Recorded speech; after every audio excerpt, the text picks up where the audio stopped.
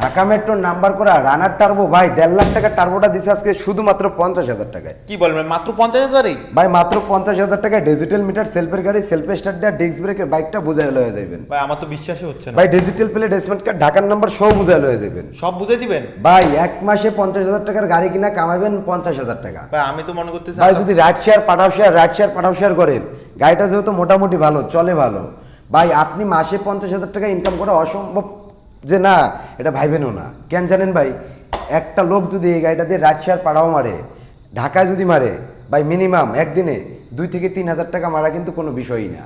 কারণ অনেক পরিচিত লোক আছে আমার রাইড শেয়ার করে পার ডে 1,000, 1,500, 2,000, 3,000 টাকা ইনকাম করে বলে যে ভাই আজকে এত ইনকাম হয়েছে। এদিক থেকেই অনেক ভাই যায় ওদিকে রাইড শেয়ার করতে।